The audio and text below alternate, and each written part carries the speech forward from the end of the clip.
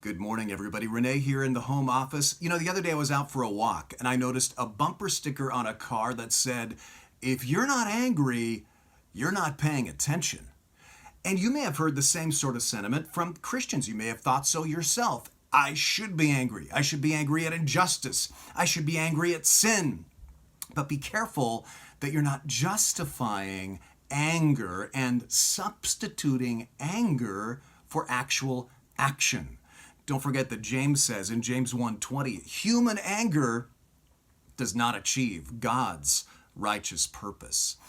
Interesting, the University of British Columbia did research that shows people who click like on angry posts about injustice, angry posts about the poor in the world, are actually less likely to give actual money to help the actual poor. A man named Brant Hansen, who wrote the book Unoffendable, great book, and he's also part of the leadership at an organization called Cure International. They go all around the world to the developing world, tough situations, and they provide medical care for impoverished children in these areas. And he says apparently the myth of righteous anger actually impedes taking action. Listen to this, because it lets us congratulate ourselves for a feeling rather than doing something. And researchers actually have a name for this phenomenon in which anger, instead of being used to make things better, becomes the point.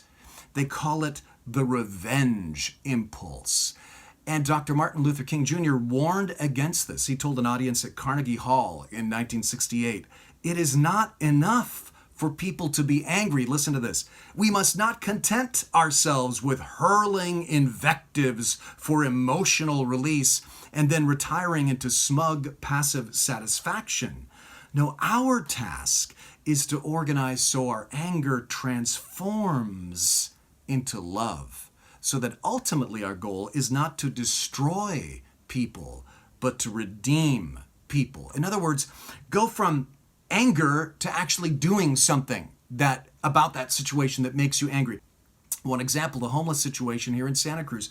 My wife Lori and I volunteer at the Interfaith Satellite Shelter for the homeless. That just means we're on the schedule to bring meals and to befriend homeless people on Friday nights.